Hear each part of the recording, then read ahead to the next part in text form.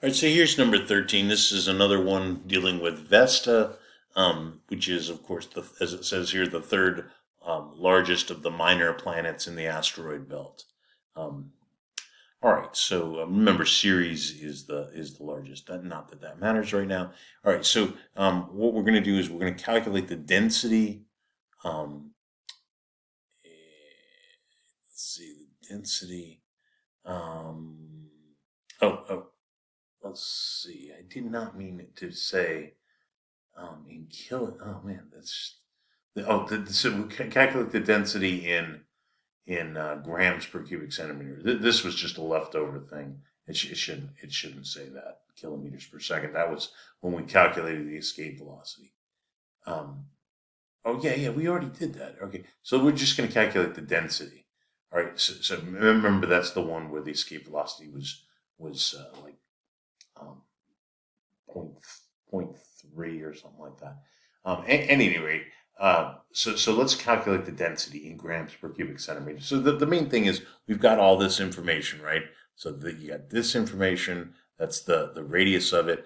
Now that's the key thing. All right. So the radius has to be it's got to be in centimeters. So it's 262.5 kilometers, right? And so we got to go to centimeters. So 1 kilometer, there's 10 to the third meters, right? Well, we've done this multiple times now.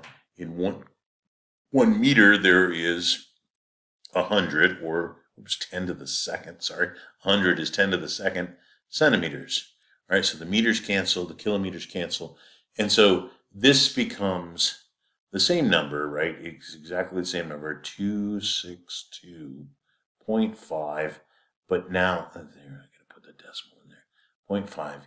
And so it's 10 to the third times 10 to the second, which is, of course, 10 to the fifth, all right, centimeters. All right, so now we're ready to go. So the volume is going to equal 4 times pi divided by 3 times this number, 262.5 e to the fifth raised to the third. All right, so that's going to be, and then we also have to change the mass. Let's see, is the mass given to us in, mass is given to us in kilograms. All right, so that's easy to change. So the mass is equal to 2.59, 2.59, that's a decimal, times 10 to the 20th, all right, kilograms. And of course, there's 1,000 grams in a kilogram. So kilograms cancel. And so, 10 to the third, this is the 10 to the third times 10 to the 20th is just 10 to the 23rd, right? So this is the mass, 2.59 E23 grams. All right, so that we're going to use in our density equation, right, where the density is the mass divided by the volume. All right, so now we have to calculate the volume. All right, so now this is a pure calculation. All right, so here we go. Let's clear this. All right, so it's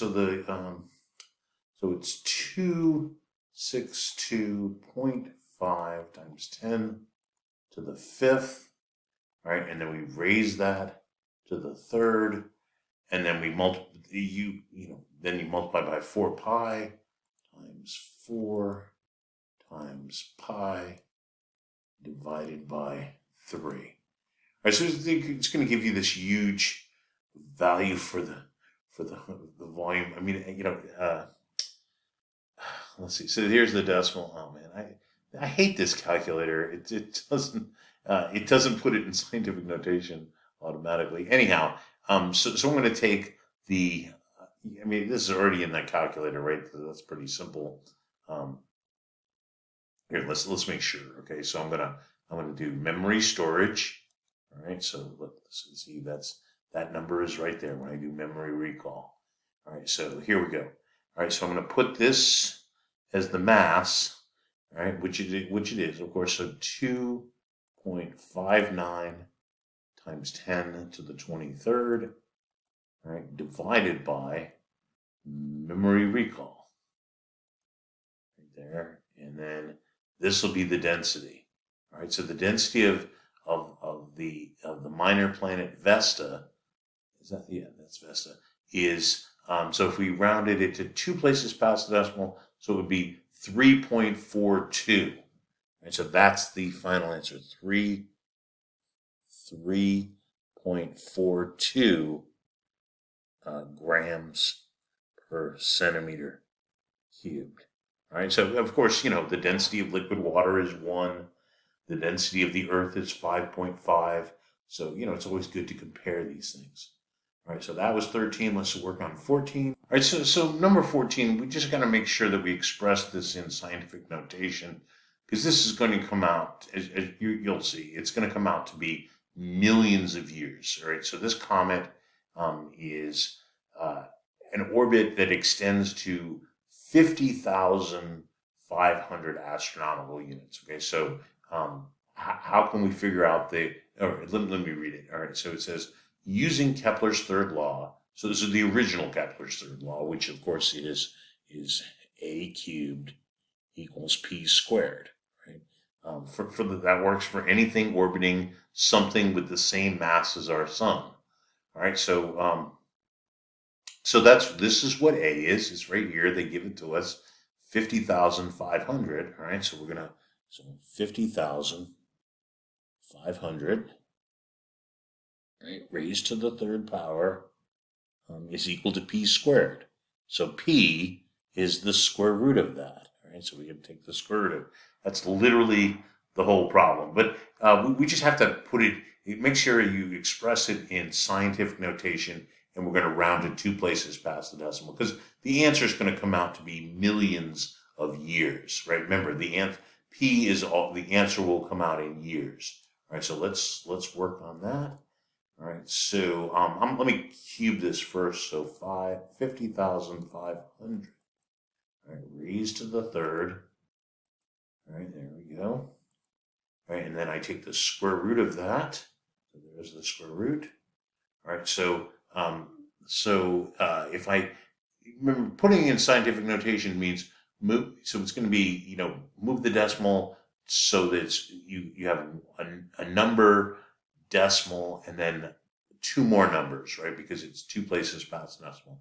So it would be 1.13, right? So the answer is going to be 1.13, and then we just have to figure out times 10. I think if I remember correctly, it's times 10 to the 7th, because it's like 11 million years. Anyhow, here, let's take a look at that. All right, so the decimal is right here behind this 3, between the 3 and the 5. So 1, 2, 3. There's 6 and there's 7. All right, so this is going to be 1.13 times 10 to the 7th years. All right, and that's it for number 14. Well, let me just remind you one thing. In Blackboard, you have to use this E button for, the E. So if you put the answer in Blackboard, you put 1.13 E. It can be capital E or lowercase e, 7. Remember, you just put the number. You don't put the units, because it always asks you. It already asks you what the you already know what the units are going to be. It says what is the answer in years. See, there's the years. All right, let's do the next one. Oh, I didn't put this is number 15, just to let you guys know. All right, number 15. All right, so it says, given the temperature of a body decreases as the square root of the distance from the sun, estimate the temperature of a comet nucleus in the Kuiper belt, a distance of 43.6 astronomical units. Take the temperature. So this is going to be the temperature at R1. All right, so R1 is going to be 1 astronomical unit, and of course that is right where the Earth is. The Earth is 1 astronomical unit, so the temperature T1 is going to be we have to do this in Kelvin. All right, is going to be 300 Kelvin. That's actually a roughly room temperature. All right, just to let you know, we use in the sciences and engineering, we'll often have to use the Kelvin scale. All right, anyhow, so this is how the equation looks. All right, and it's on the formula sheet. All right, so T2 is going to it equals T1 times the square root of R1 divided by R2. Right? And so what I didn't put is R2 is this number right here, right? Is 43.6 AU. Right, so what's the temperature at that location? That's what T2 is. So it's going to be 300 Kelvin. And so the answer will be in Kelvin. Times the square root of 1, right? Because that's what R1 is, divided by 43.6. All right, so that's how you do this problem, right? So here we go. All right, here's our calculator. All right, so it really amounts to 300 divided by the square root of 43.6. All right, that's the problem. 300 divided by the square root. Oh, I hate this calculator. Sorry. You got to take. The way this works is you got to put the number in. Here, let me clear it. Make sure I clear this. Yeah, clear. All right. So you type the. I'm going to do the denominator first. All right. So 43.6. Most calculators, you would just do it the way I started it. So you take the square root. All right. So that's the square root of 43.6. All right. And then it's so cumbersome to do it this way. All right. So I'm going to put that into storage. All right. And then clear this. Let's see. There's memory recall.